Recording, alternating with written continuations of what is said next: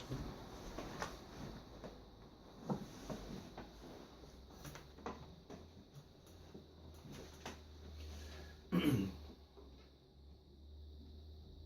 everyone, welcome to Good About Daily. I'm Chris King. I'm Alexander Boyd. Today we're having a deep dive. It's been a little while since we've done one like this, so we're going to get right into it. There's a little bit to discuss with Age of Ultron. We haven't actually been able to discuss it. Even just personally, we'd really been able to discuss it since you reviewed it for us. A lot of you guys did check out the video and stuff. The views are still kind of there. But make sure, if you haven't seen his review, make sure to check it out. You gave Age of Ultron a 5 out of 5. So you absolutely loved it. Yeah. And it was very, very good review. You hit on all the points that I completely agree with everything with just the whole kind of cinematic experience and stuff. It really did. It does hold up as a good MCU movie.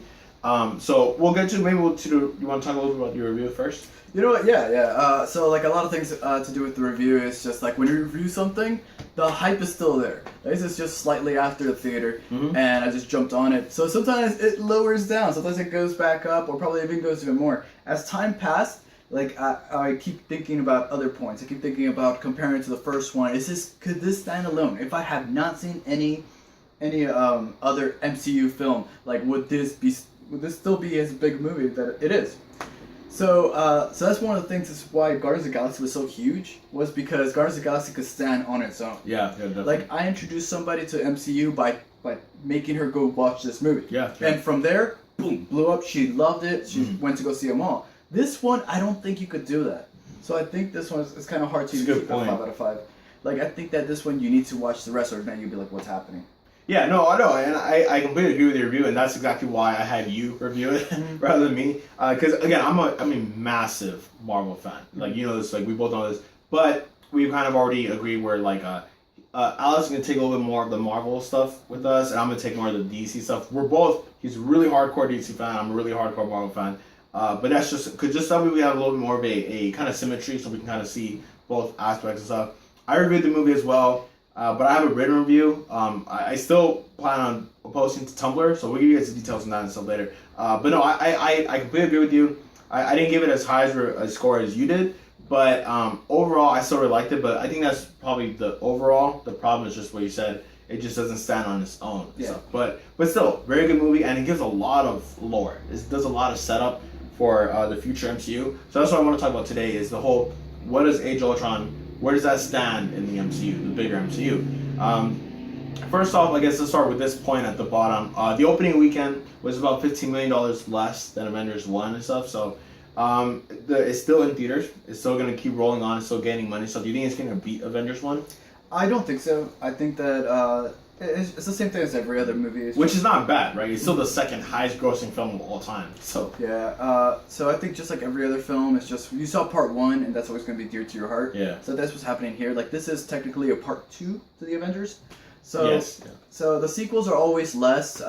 Sometimes they're better than the first one, sometimes they're not. Like Empire Strikes Back. It's even harder to find a Dark sequel Knight. that is better than the first one. Oh yes, definitely. So it's just I think that this makes sense. This makes sense money-wise. Like this is the second film of this. Everybody wants to go watch the first one again. I think the first one always holds up better. Yeah, it's kind of weird. Because I really love Avengers 1, and we'll move on. But I'm actually debating which one I like more. But I will say that Avengers 1, I was grinning from nonstop. You know, but I guess it was just like the child of me just seeing all these superheroes team up for the first time. You know, it's kind of crazy. So anyway, but let's move on. So again, we talk about reviews, talk about the open week and stuff. I want to get into the actual lore, what actually occurs in the review itself, because you didn't talk about that because for spoilers and stuff. But everyone has seen the movie by now. Hopefully, a lot of people are. So again, if you have not seen the movie, warning: this is very spoiler heavy. But again, it's not overall. We're not spoiling the plot. We're just spoiling kind of what can happen in the future MCU. I'm spoiling everything. So the first point. There's this part in where Nick Fury shows up in the cabin, right? And where they're all kind of having dinner or something like that. He mentions to I guess Banner and Stark, Ultron has enemies. Yeah. And someone kept changing the passwords for him to access the actual vibranium. The first time I saw this, I was thinking, whoa, who could that enemy be? Well, actually, it wasn't vibranium. If I remember, it was the codes. Oh yes, you're right. Nuclear Yeah, codes. the nuclear codes that he wanted at first to destroy the world, but Yeah. So the second plan was to use the vibranium, right? But yeah, you're right. The first one was the nuke codes. It turned out to be Jarvis. Yeah. But at first, I was really thinking like, man, maybe this could be like Strange. Maybe this could be Black Panther. Is what I was thinking of at first and stuff. So yeah. So any other ideas that it could be? Maybe he was hinting to someone else. It's kind of hard because I want to say it's just Jarvis, but he did say the word enemies. Right. So it's just like there has to be somebody else. I can't think of anybody other than probably Doctor Strange, but it's Doctor Strange. He is an Earth because they did talk about him in Captain America: Winter Soldier, I believe. Yeah, you're right. So he was mentioned, so he is belong in Earth. It's just I wonder who it could be. Like they really had nothing there. Like we couldn't even talk. Didn't about give it. us much. Yeah. Yeah. Okay. Actually, anything. You're right. Unless Black Panther is actually like he knows about this. Yeah, my first thought is maybe Panther, but I guess we'll see what happens. Because they are tech savvy in that, Yeah, in that he place. is, So, right, yeah. so it makes sense that he's aware of this. What's going on exactly? Okay, yeah, it makes sense. We'll probably see more in Civil War. Okay, so going on to the Vision, a lot of Vision talk that we're gonna have right now because we were talking a lot about the Vision before with our theories and everything like that. Well, turns out we were right about the theory that typically when Vision is created in the comic stuff, he doesn't have an Infinity Stone. It's just kind of like this beam that he has from his head. Just like Tony Stark's beam. Exactly, right, yeah. So that's what we kind of thought at first. But when we were kind of seeing more of the trailers and that kind of stuff, there was a lot of emphasis on that Yellowstone. We have not seen that Yellowstone before, so no one can actually say that we knew for sure. But we had this theory where, could that be the Soul Gem? Yeah. Turned out it was not the Soul Gem, but it still was an Infinity Stone. No one knew that the scepter could be broken and that there was actually a gem inside it. We thought that whole big blue thing was a gem. Yeah. So it turns out that actually was the Mind Gem. So we now have 4 gems, right? You listed them before for us. What? All the 4 gems that we have. Oh, you want me to say it? So Yeah. let's see. The Can you remember? Tesseract is the power gem. No, I lied. Space. Yeah, okay. So in the Guardians of the Galaxy, they have an orb. It's just called an orb for some reason. That's the power gem. Tesseract, I forgot what that was. Space. Let me actually look at it. Space. Let me just look at it. So yeah, if I think what you said earlier was So I think Tesseract should be space. Guardians, the purple one is power. Here we go. I'm just completely interrupting. Here we go. Tesseract is the space stone. That one is in Captain America: Winter Soldier. Oh no. And Avengers. No, in the first Avenger and the Avengers. Then was it in the Avengers? Oh yeah, it was. Yeah. In the beginning.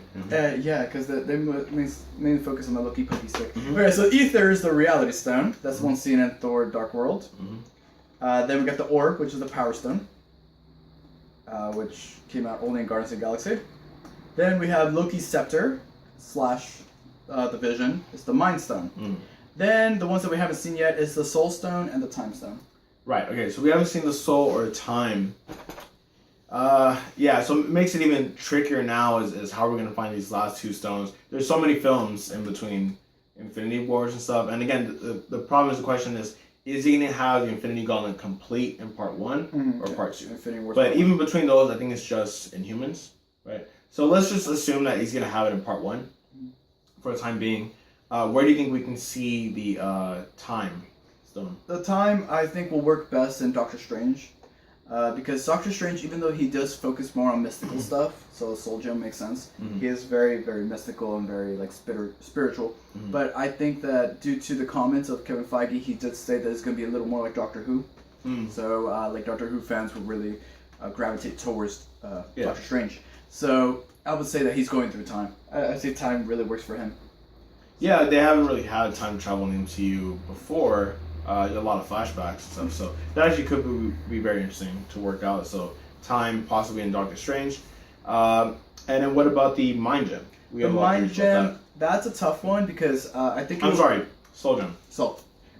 The Soul Gem will be a tough one because I would say Adam Warlock is the one who has it. So we will see it in Guardians of the Galaxy 2, and I still want hopefully we see it there. Hopefully we see who Peter Quill's dad is, because they said it's not going to be the same as comic books. And I think Peter Quill's dad, hopefully, I'm still hoping for this, is Kevin Bacon as Adam Warlock.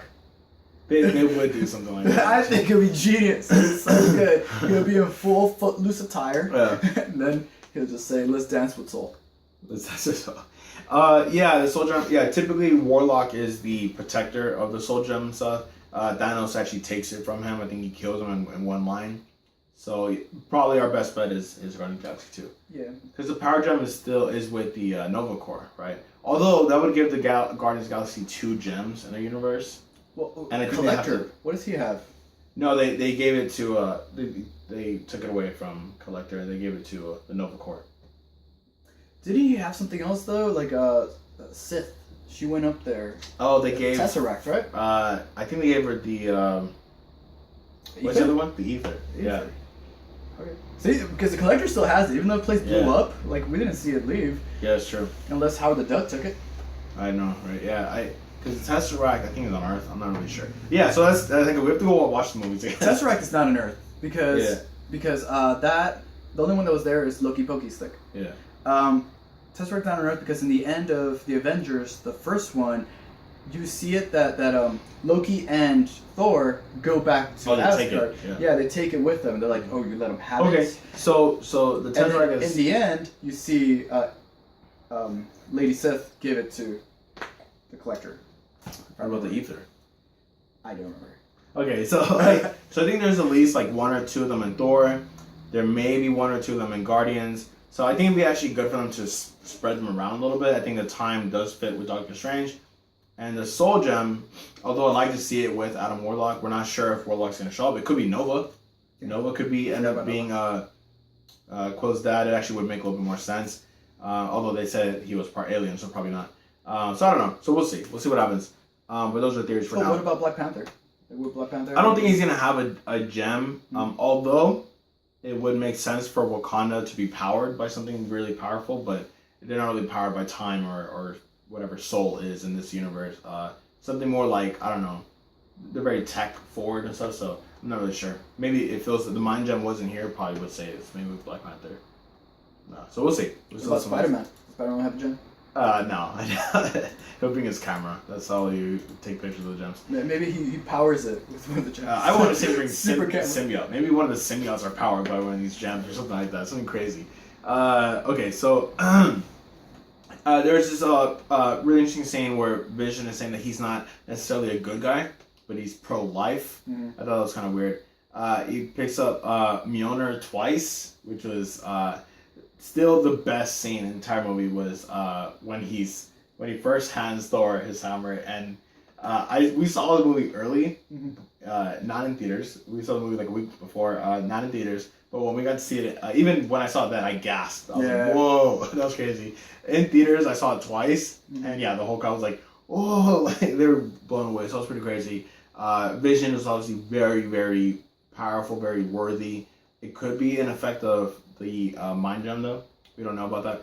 But there's this other scene where he carries Wanda away, and he kind of looks at her. There's that whole kind of Superman, Lois Lane kind of a shot right there. And I saw an old video interview. Kevin Feige does actually confirm that they will have a moment in the movie. So, do you think that Vision and Wanda, are they going to pursue that relationship further? I think it has to happen. I think it has to happen no matter what. But I do want to touch up on the picking up the Thor's hammer. Okay, so there is another theory on the internet stating that because he's not necessarily human, he could pick it up. So I guess that will make sense. So anyone not human could. Just like they said, an elevator could pick it up. If the elevator worthy, it's not worthy. It's a good point. So it's just like he's a robot. So I wonder if they would have allowed it, would Ultron pick it up? Would he be able to pick it up, even though he's not worthy, but he's not human? Yeah, that's interesting. Because there's a part in the comics, I forgot what it was. I think it was that thing that came out in Thor 1, that weird thing that comes down and starts attacking everything. Remember that big robot thing that looks like it's from Power Rangers? Yeah. So that thing, supposedly that picks up Thor's hammer. Oh, it does? Yeah, there's a point in a comic book. Even though, of course, it's something completely different, but there's a point in a comic book where it does pick it up. And he like takes it from Thor and just starts hitting him with it. Yeah, actually, that could make sense because Beta Ray Bill can carry Mjolnir as well. But he is worthy. And he's an android but he's too. also kind of an android as well. So, so that's maybe they'll explain that in Ragnarok. That'd be kind of crazy. Probably just keeping it simple. Yeah, I think it was just more for... Vision is worthy. Yeah, Vision's worthy. But it'll be interesting to see if Beta Ray Bill is in it and he takes away the hammer from Thor. I would be fine if they killed off Thor and get rid Beta Ray Bill. That's mean. I'm not a fan of Thor. I'm a big fan of Beta Ray Bill. I like Beta Ray Bill. He's awesome. He is awesome. He was so awesome that they even like forced it in there because he was just supposed to just pop up in a comic just for fun. But then people really liked it. That they're like, okay, he has his own. He actually exists in the world. Yeah, I will. Yeah, love to see that. Okay, so there's that whole kind of thing. The whole Hulk scene. Hulk sending himself away in the little kind of pod ship.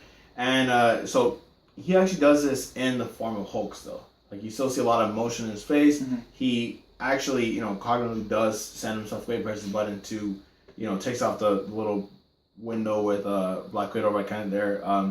Is the Hulk getting smarter? Is Banner getting more control, or is this kind of more of just like a, he just sent himself away to send himself away? He is getting more control, because think about being super strong, okay? If you're super strong, when, this happened before in something, I forget what it was, I think it was a superhero film, probably was Thor or something, and he tries to open the door and it breaks, something like that. It's just like, you don't know your strength in this world. So with Hulk just smashes, that's what he does. So him actually having the ability to do something calmly, even though he's so super strong, like touching Black Widow's hand kind of thing, it's just like he learned how to be sensitive. He learned how to calm down and how to control this thing. And then him pushing the button and not breaking this whole thing. Right. Like, this is something big. So I think the Hulk is getting smarter or getting more control. Yeah, because not even that. He actually, he took her, put her on the carrier, and then left. Yep. He went into a ship, still was the Hulk, and was preparing to fly away. And then there's those points like when she was on his back, and he was like, screw this, I'm mad. So he's just jumping around. So you could tell that there's points where he actually cares, and it's like other points where he actually notices.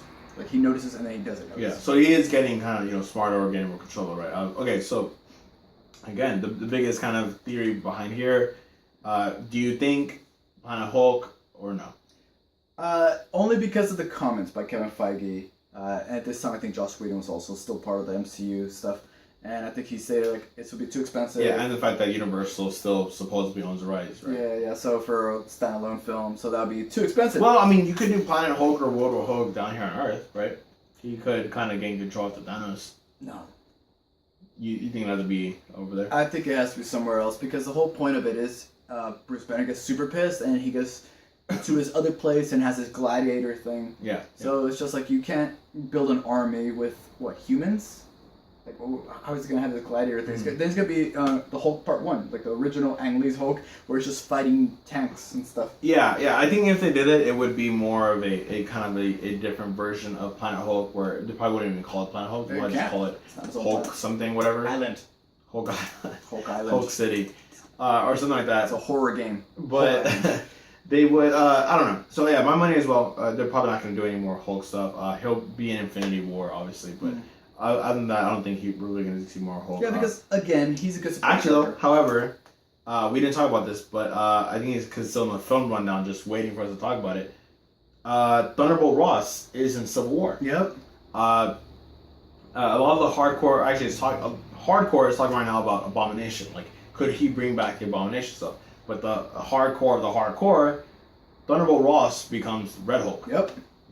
So, do you think he's going to be a big part like that? Obviously, he's representing the Hulk in Civil War, right? We don't know if he's going to be Red Hulk. We don't know if it's going to be Abomination. Maybe he's just a general, just kind of there. But there's a reason why they're bringing back someone from the Incredible Hulk, because they have not tied in the Incredible Hulk at all with the Avengers, besides the actual character. Yeah, see, that's a tough part, because I don't even know if it's confirmed that the Hulk is going to be there or not going to be there. Right, well, we're hearing that he's not. Yeah, I hear that too, but I think he tweeted, Mark Ruffalo tweeted something just saying Captain America Civil War is just getting a little bit bigger. So I don't know if he's just stating that he's just adding to the flair of look, there's a big cast, or is he saying like I'm there too? Right. That's why it's getting bigger. So we don't know. It's still not confirmed, but I assume he's not going to be there. I assume he's still hanging out in Fiji or whatever. And then Thunderbolt Ross will pretty much represent the Hulk. Right. I think that there's going to be a point where, yes, Abomination comes back, because I want him to come back. I really want him to come back. And, yeah, so he's going to be there, because the Hulk beat him. He didn't kill him, but he beat him. So that means that this new Avengers that they have, this new team, won't be as strong not together. So it'll be an actual challenge. So I think that'll happen, and then in the end, he dies. In the end, Abomination dies. Yeah, because the thing is that, I mean, if we see Thunderbolt Ross, we would have to get casting for, I think his name is Eli Roth, I forget, but I know him from Reservoir Dogs, back in the day. I think his name is Eli Roth, though, the character who played Abomination. I don't think it's Eli Roth, but it's something Roth. Yeah, something like that. I forgot to remember his name. Because Eli Roth is a director and also Oh, is he? an actor, yeah. Oh, okay. So, I don't know, maybe. I can't remember. Yeah, the actor came out in, what's the old Brad Pitt? Once with Nazi scouts. Quentin Tarantino's. Inglourious Basterds. Yes, his Inglourious Basterds as the bear Jew. Bear Jew. Maybe, yeah, I forget. But anyway, Roth. so I think if let's say whatever this guy that I can't remember. Tim Roth. Tim Roth. Okay, yeah. So if Abomination was gonna be in it, you would assume that we'd get casting for him as well. Yeah. Right? Okay. So Unless they do just CGI. This is my theory. Wait, does he go back? I think he stays Abomination forever. I think that was his weakness is that he's Abomination forever. He never goes back to being Tim Roth. No, he definitely goes back at one point. Because there's this point where he becomes Abomination, and they bring him to fight the Hulk, and he's still human, and then he transforms to the Abomination. I don't think he saves Abomination. No, see, he had a super soldier serum, a fake super soldier serum. Or he had a little bit of super soldier serum. Then he fights Hulk. Yeah. Then he give him more. You're right. And then that's when he messes with the other guy. Again, I have to go back and watch the movies again. Yeah, if I remember, Abomination just stays Abomination forever. That's why even when he was captured, he was still Abomination. So I think that Abomination will come, and they'll defeat him somehow, and then Thunderbolt Ross will become the Red Hulk. I think he'll take whatever from the Abomination, the blood or whatever, and then he'll become Red Hulk. Yeah, and it could be that this Red Hulk is actually like he can turn it off and on. Maybe he can find a new serum that is like makes him smart and that kind of stuff. I don't know. So we'll see. I don't know, but it is kind of weird, right? So moving on, what do you think about the new Avengers team? We have Falcon, War Machine, Scarlet Witch, and Vision. Yes. Okay. I like it a lot. And they're all gonna be in Civil War. So I like it a lot because they're all pretty much tiny characters. They're very human characters, unless obviously Wanda, Scarlet Witch, and Vision are the superpowered characters. Yeah. And Captain America, I guess you could count him as one. But everybody else is pretty human, I guess. So I like it. I like it's a nice balance. I like it that it's new. I like that they even push that. They're like, hey, this is the Avengers now. So that's it. I'm for it. I like it. I think it's cool. Yeah, I think they have someone that kind of represents everyone, right? They have like War Machine representing Iron Man, Falcon representing Captain America, Vision representing Thor, I guess, and Scarlet Witch representing, I don't know, I guess you could say Hulk, I guess, in a way. Just far as there's 4 members, something like that. So yeah, it kind of works. Much weaker team, I guess, in a way, but in some aspects, like with the Vision, could be very, very powerful. So yeah, interesting, and very interesting as well that they're gonna all be in Civil War. Yeah. So we're gonna have this kind of split up of. We're showing the split, and we're showing the big cast because this is a big cast. That was somebody's big complaint. So the Civil War seems very. It's getting bigger and bigger. I think it's huge. Ant-Man's in, so which is funny because remember we weren't sure if Ant-Man was gonna be in it, and we had that deep thoughts of the if you guys have not seen it, where Alex dropped a big scoop. And bomb, and we talk about this would only work if he's in Civil War. Yep. And I confirmed it. Yeah. It's confirmed. So we haven't seen Ant-Man just yet, but if that is true, we could get a different version of Ant-Man. Yep. Said in the video. Go watch that video. Go watch that video. Because one thing, half of my thing is confirmed. So I am so. One half. Yeah. I also got another scoop of the same thing. Like I just got it in a sense double confirmed. Because in that video, I talked to the cinematographer. Later on, a little bit later, I bumped into this other guy, and he is actually the costume designer. Wait, should I have said those things? We should cut that out. Yeah, I want to hear about it first. we should cut that out because I am actually telling all these people I shouldn't have said the sources. So make sure to cut this out. Well, one costume designer, right? Not the. There's a couple of costume designers, but even then, it's I shouldn't give away the sources. So hopefully, you do cut this out. Okay. I didn't remember where we left off. Okay. Hi guys, we're back. Yeah. So the Thanos mid-credit scene, very anticlimactic, but it I guess brings the puzzle a little bit together again. Thanos acquiring the gauntlet itself from. Well, we're hearing some people say that it is the vault from Asgard, and we're hearing other stuff that it's not the vault from Asgard. I think it is, but we're hearing other stuff. Yeah, the thing that I read supposedly came from Kevin Feige's mouth. I like saying supposedly because I don't like to give the whole 100% because I didn't hear Kevin Feige say himself. Right. So all the sources that I saw was that Kevin Feige stated himself that is not Thor Odin's chambers. That is actually a whole separate thing. And then he even dropped a small bomb saying that there is more than one gauntlet because obviously gloves are gloves and there's 2 gloves to everything. So most likely the one in Odin's treasure room is a fake. Hopefully it's a fake because it has the Infinity Stones and all. It has all of them. Yeah, it's really so weird. Hopefully it's a fake because it would be this complete mess if there's 2 Infinity. Yeah, it's such a detail that really bothers me now looking back because they knew they were gonna do Avengers. They didn't. At that time. Oh wait, no, you're right. Yeah, because, right. Well, wait, yeah. Look, they knew they were gonna do Avengers. Mm-hmm. Did they know they're gonna bring in Thanos already? Maybe not. Yeah. Maybe not. But they did know that they're gonna do Avengers. Yeah, because supposedly also that scene in the end. Wait, but isn't Thor? In Thor, are we introduced to the? We're introduced to the Tesseract, aren't we? Yeah. Yeah, but I think that the reason why they made these things inside of things is because they didn't know they were gonna go with it. I think that the Tesseract was not necessarily the power gem. Yeah. Oh, not the power gem. Whatever. Mm-hmm. The space gem. It wasn't necessarily that. They just made this thing and it has power for some weird reason. Yeah.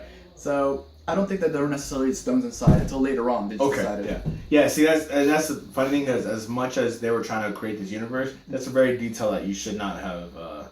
Anyway. So anyway, like that. But okay. So Thor goes to research the stones, right?